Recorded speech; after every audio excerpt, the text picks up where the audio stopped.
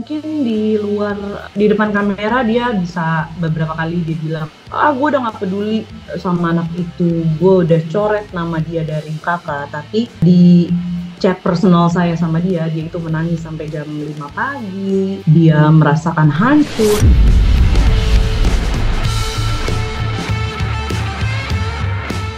Sampai detik ini tadi pagi bangun sholat subuh pun masih kudoakan. Kalau dibilang aku hancur, aku hancur.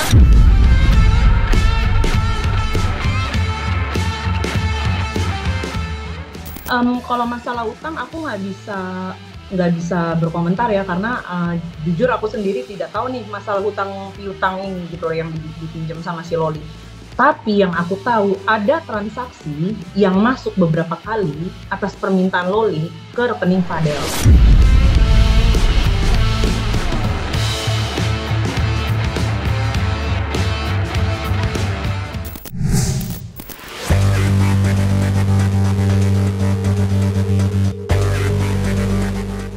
Drama perselisihan panas tak berujung antara Nikita Mirzani dan sang putri Laura Mezani Naseru Asri atau Loli masih terus menggulirkan rasa penasaran di benak masyarakat terkait apa yang sebenarnya ada di relung hati keduanya.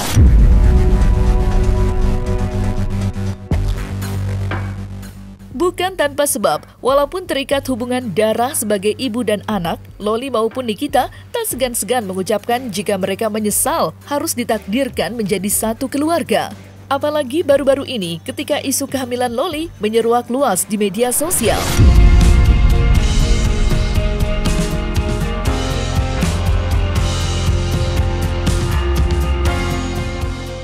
Menyaksikan perdebatan yang semakin lama kian mengeruh, Yolo Ine selaku salah satu kerabat Nikita Mirzani pun angkat bicara dan coba menggambarkan perasaan sang sahabat. Menurutnya, di balik sikap keras dan teguhnya pendirian, Nikita Mirzani menyimpan rasa sayang terhadap Loli di relung hati terdalamnya. Mengingat dirinya juga merupakan seorang ibu yang kurang lebih paham terkait hal ini.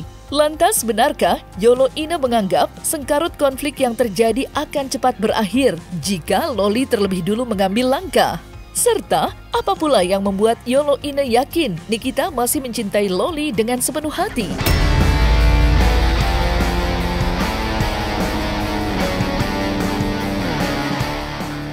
Mungkin di depan kamera dia bisa beberapa kali dia bilang, gue udah gak peduli sama anak itu, gue udah coret nama dia dari kakak. Tapi di chat personal saya sama dia itu menangis sampai jam 5 pagi, dia merasakan hancur, hatinya sakit ketika dia dengar anaknya ngejelek-jelekin ibunya sedemikian rupa. Itu wah, hancur banget sih Niki, beneran deh. Orang yang nggak bisa diatur lebih memilih untuk bebas, ya sudah, jangan disangkut pautkan sama saya lagi dong. Itu kan pilihan hidupnya. Saya juga punya pilihan kalau gitu. Bukan benar. Kalau dia nggak sayang, dia nggak mungkin sakit hati pertama. Kalau dia nggak sayang, dia pasti akan ngerasa mati rasa, mau dikatain apa aja, alah bodo amat. Tapi ketika dia merasa sakit, dia nggak bisa tidur, dia nggak enak makan, berarti kan ada deep down inside itu ada yang terluka. Pastinya itu masih ada rasa sayang. 9 bulan di perutnya Niki gitu ya, tumbuh kembangnya diikuti Niki, segala kebutuhannya dipenuhi Niki. Bohong kalau misalnya dia nggak sayang gitu loh, masih ada rasa sayang pasti. Cuma mungkin ini cara dia untuk memberikan here's a lesson for you Loli gitu loh. Sampai detik ini tadi pagi bangun sholat subuh pun masih kudoakan. Kalau dibilang aku hancur, aku hancur. Aku nggak bisa ini ya. Aku rawat, aku didik, aku kekang. Kenapa? Dia perempuan. Makanya kenapa gue tuh cari uang, susah payah, malam jadi pagi, pagi jadi malam. Buat gue tuh semua itu kan gue perjuangkan untuk anak-anak gue kelak, supaya nanti mereka mendapatkan kehidupan yang layak, pendidikan yang tinggi, bisa membanggakan orang tuanya gitu kan, sekelilingnya, keluarganya, itu aja sih.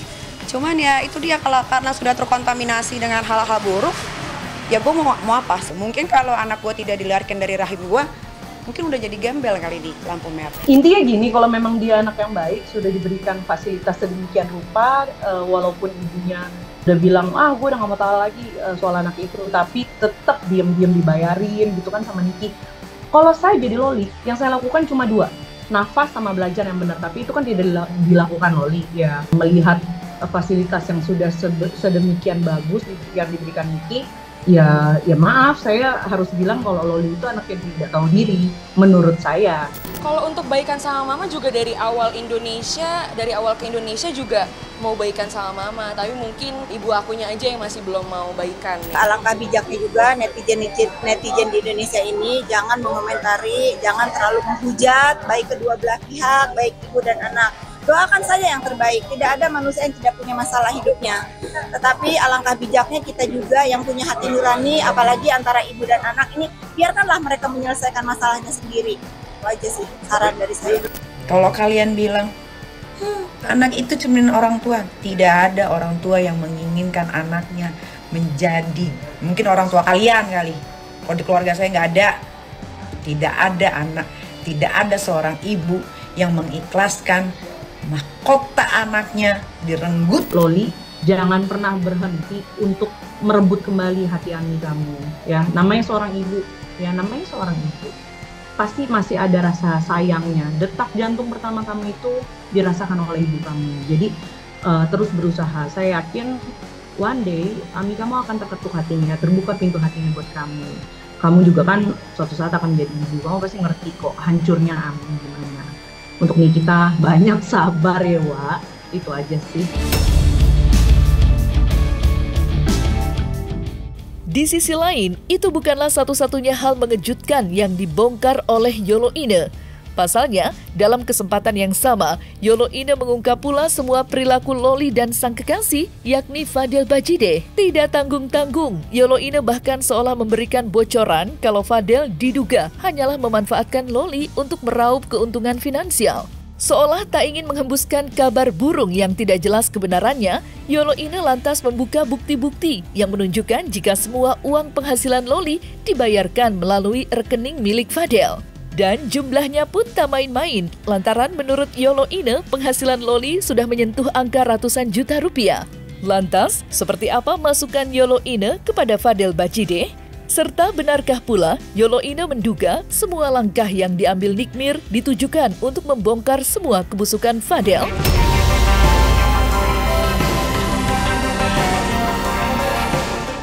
Yang ingin disampaikan Niki, aku yakin ada, tapi aku kan bukan dukun ya, aku nggak ngerti apa yang mau disampaikan Niki. Cuma Niki itu kayaknya cuma pengen Loli sadar, itu aja kayaknya ya. Kalau misalnya yang dari aku tangkap yang sama ini kita ngobrol apa segala macam, karena ada pernah tercetus bodoh itu anak, semua rekening apa segala macam, semua transaksi ke Fadel. Ada kata-kata bodoh. Jadi ada kayak harapan Niki untuk ayo Loli sadar. Gue bukan menganggap rendah orang ya, tapi yang namanya orang tua pasti pengen yang terbaik dapat jodoh untuk anaknya, ya kan? Oh iya. Gak mau lagi lah, gue udah susah payah kayak begini. Kalau masalah utang aku nggak bisa berkomentar ya, karena jujur aku sendiri tidak tahu nih masalah hutang piutang ini gitu loh yang dipinjam sama si Loli. Tapi yang aku tahu ada transaksi yang masuk beberapa kali atas permintaan Loli ke rekening Fadel. Tapi aku nggak tahu itu apa nih gitu loh. Tapi ya ada transaksi ke rekening Fadel. Banyak sih kalau dilihat dari bukti transfernya ya, banyak. Di atas 3 digit lah. Saya ada buktinya semua. Bukti transfernya itu nyampe ke saya. Terus ada juga yang ke atas nama Komalasari, saya nggak tahu itu siapa. Yang jelas banyaknya itu ya ke rekening Fadel. Setiap anak perempuan ini dapat uang dari TikTok hasil gift itu diberikan ke tukang semir dan keluarganya. Ya, jadi kalian jangan terkecoh. Netizen ini memang gampang dikecoh dari dulu.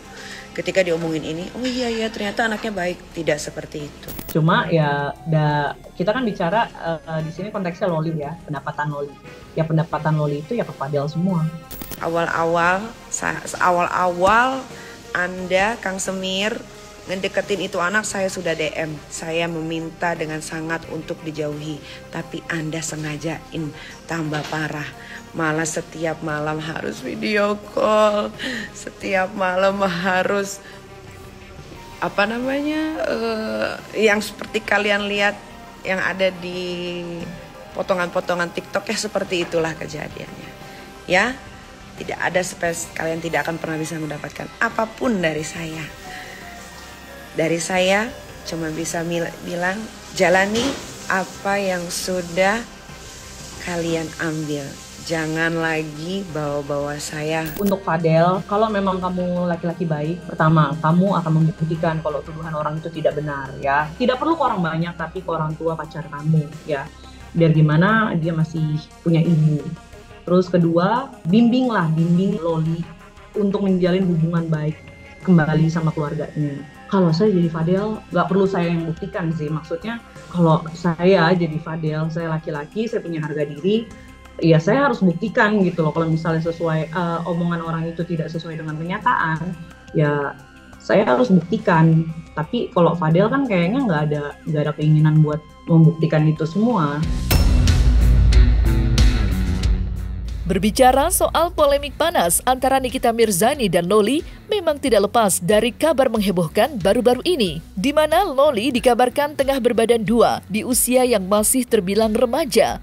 Seperti diketahui, mulanya kabar itu dihembuskan oleh Mail Syaputra selaku kerabat sekaligus asisten Nikita Mirzani. Sebuah isu yang sontak dibantah langsung oleh Loli melalui media sosialnya.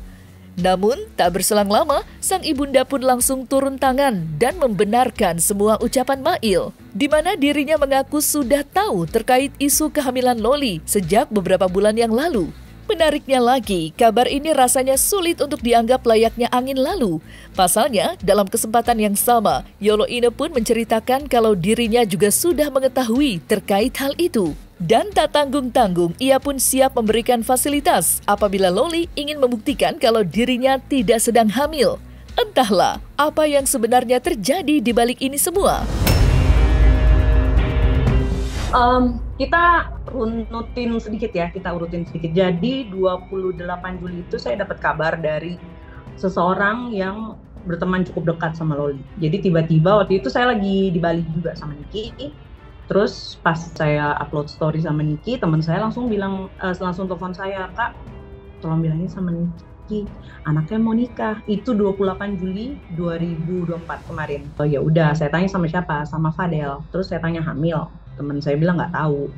Akhirnya sorenya saya kasih tahu lah ke Niki, anak lo mau nikah. Iya, gue udah tahu, dia kan hamil gitu. Jadi Niki itu udah tahu masalah Loli hamil itu udah dari Juni ternyata. Kalau untuk masalah digugurkan atau apa, itu kayaknya yang lebih pegang informasi detailnya itu Niki, karena kata Niki itu dia udah tahu di rumah sakit mana, dokternya siapa.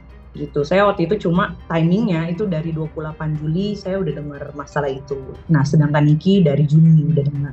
Gitu. Saya sampai tercetus kalau misalnya memang mau membuktikan kepada Nikita bahwa dia nggak pernah hamil, dia nggak pernah kuret, saya siap memfasilitasi dari mulai dokter, rumah sakit, dia tinggal pilih mau USG di mana, mau pilih dokter siapa, saya siap memfasilitasi. Tapi ya itu balik lagi ya, mungkin Lolinya nggak ngerti deh saya apa yang dipikiran Loli.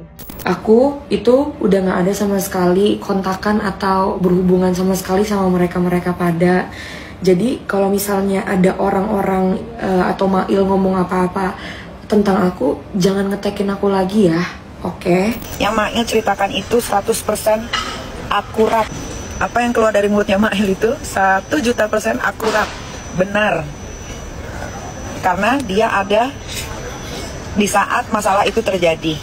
Jadi nggak ada yang keluar dari mulut Mail itu fitnah atau karang-karangan tuh nggak ada. Nanti kalau misalnya si Loli bilang katanya nggak hamil, bohong, ya udah nanti gue bayarin cek kandungan.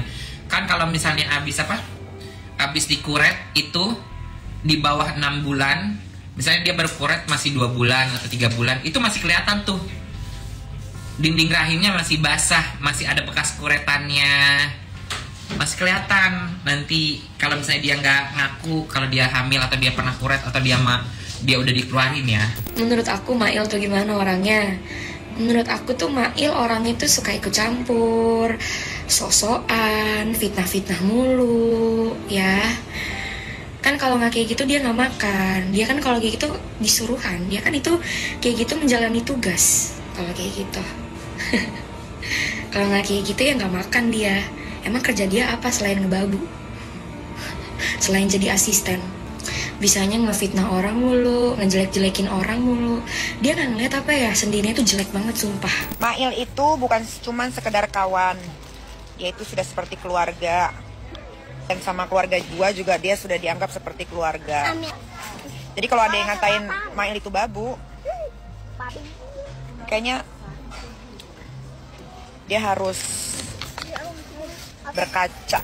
Alah, biarin aja lah, itu bences emang suka ikut campur mulu, suka ngebela orang yang salah mulu, suka aduh, dia tuh kalau nggak nyenggol-nyenggol kayaknya nggak ini deh, nggak naik deh nama dia deh.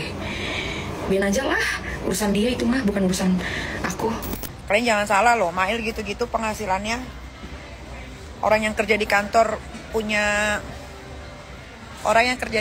punya jabatan aja nggak bisa ngalahin gajinya Mail 1 bulan. Itu baru dari IG aja dia bisa dapat 100. Terakhir gue lihat transfer dari Instagram ditransfer ke rekening dia itu 107 juta terakhir. Dan Mail tidak perlu pansos karena sebelumnya dia pernah ikut almarhum Olga Saputra, itu lama sekali. Bahkan dia jadi orang kepercayaannya almarhum Olga, berarti kan dia orangnya jujur. Dulu Mimi Olga waktu masih hidup, Mail adalah salah satu manusia yang tahu PIN ATM-nya Mimi Olga. Saat itu Mimi Olga tuh pertama kali gue diliatin ATM-nya Mimi Olga. Pas lagi ngambil uang, gue lihat uangnya itu ada puluhan miliar.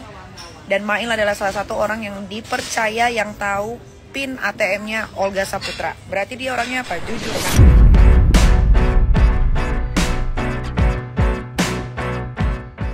Nah, selesai sudah Cumi Lovers. Saksikan terus Cumi Camp In-Depth, kabar lengkap, mendalam, dan akurat dari narasumber terpercaya.